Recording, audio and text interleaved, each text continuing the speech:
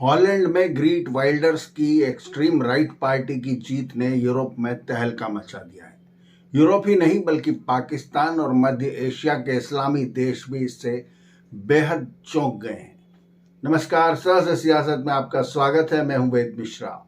आज हम बात कर रहे हैं ग्रीट वाइल्डर्स की जीत की।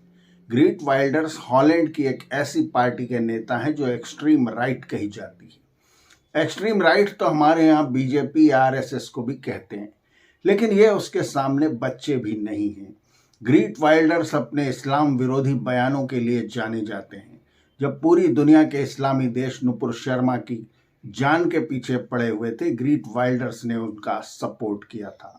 ग्रीट वाइल्डर्स ने साफ कहा है अपने चुनावी बयानों में और अपने घोषणा पत्र में कि अगर वे जीते तो हॉलैंड में आए सारे माइग्रेंट्स को बाहर निकाल देंगे। न सिर्फ इलीगल माइग्रेंट्स को, बल्कि उन्हें भी जो लीगली उनके देश में रह रहे हैं।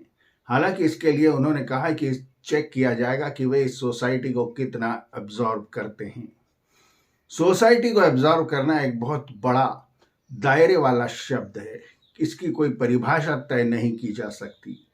ग्रीट वाइल्डर्स को वोट दरअसल मिले ही इसीलिए हैं कि उन्होंने कहा कि मुझे मुस्लिम रिफ्यूजी नहीं चाहिए। जितने भी इलीगल माइग्रेंट्स हॉलैंड में हैं, मैं उन सबको बाहर निकालूंगा। और ये बात उनकी जनता को इतनी पसंद आई कि वे सबसे बड़ी पार्टी बन गए और प्रधानमंत्री बनने के नजदीक हैं। आखिर वो कौन से कारण हैं जिनसे पूरा यूरोप आजकल इमिग्रेंट से दुखी है? और ये इमिग्रेंट्स मुस्लिम देशों से आए हुए हैं और इस वजह से इन यूरोपीय देशों में इस्लाम विरोधी लहर भी शुरू हो गई है, जो कि बेहद खतरनाक स्तर पर पहुंचती जा रही है। दरअसल ये रिफ्यूजी आए थे अल्जीरिया से, यमन से, सीरिया से, फिलिस्तीन से और पाकिस्तान जैसे देशों से, जहां इन देशों के नागरिकों ने न तो अच्छी सड़कें देखी, न सभ्यता देखी, न सिविलाइजेशन देखा। इन देशों के शरणार्थियों ने उन्हीं देशों के खिलाफ काम करना शुरू कर दिया जिन्होंने इन्हें शरण दी थी। ये न तो वहां के कल्चर को मानते हैं, न सभ्यता को, न उन्हें अच्छा समझते हैं। अगर आप उन्हें अच्छा नहीं समझते तो आप वहां आए क्यों? ये वहां आकर भी वही करना चाहते हैं जो अपने देशों में करते रहे हैं, यानी कि लूटपाट, चोरी चकारी, रेप और क्राइम।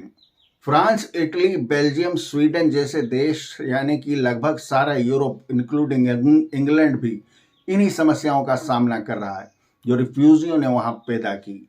ये रिफ्यूजी न तो यहाँ के कल्चर को मानते हैं, न सभ्यता को। वे जो सही समझते हैं वही करना चाहते हैं।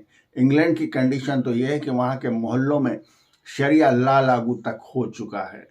पूरा यूरोप अब इन रिफ्यूजियों से इतना आजिज आ चुका है, इतना परेशान हो चुका है कि ग्राइट विल्डर्स जैसे एक्सट्रीम लोग भी उसे अच्छे नजर आने लगे हैं।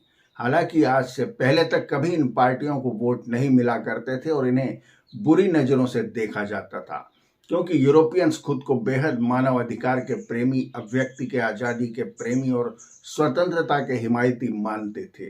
उन्होंने खुले दिल से इन सभी रिफ्यूजियों का स्वागत किया और कहा कि आइए हमारे यहाँ बस जाइए। जर्मनी ने भी यही किया, फ्रांस ने भी यही किया, हॉलैंड ने भी यही किया, बेल्जियम ने भी यही किया, यानी कि इन सभी यूरोपीय देशों ने इन शरणार्थियों का स्वागत खुले दिल से किया था।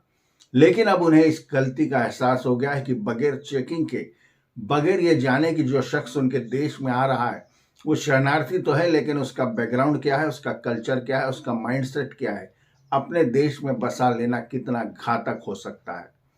फ्रांस में आपको ध्यान होगा कुछ महीनों पहले हुए 3 दिन के दंगे, जिसने पूरे फ्रांस को जला कर रख दिया था, इन्हीं इमिग्रेंट्स लोगों द्वारा किए गए थे। 1971 में बांग्लादेश युद्ध के समय भारत में आए हुए 1 करोड़ बांग्लादेशियों की समस्या को भारत आज तक भुगत रहा है। इसके साथ ही रोहिंग्या शरणार्थियों का बोझ जो भारत में बना हुआ है वो भी हम झेल रहे हैं। यूरोप में चल रही इस एक्सट्रीम राइट पार्टियों की लहर को अब रोकना बेहद मुश्किल है और लगता है कि पूरे यूरोप के ज्यादातर देशों में इस तरह की पार्टियां सत्ता में आ जाएंगी जो इमिग्रेंट्स के खिलाफ सख्त रवैया अपनाएंगी।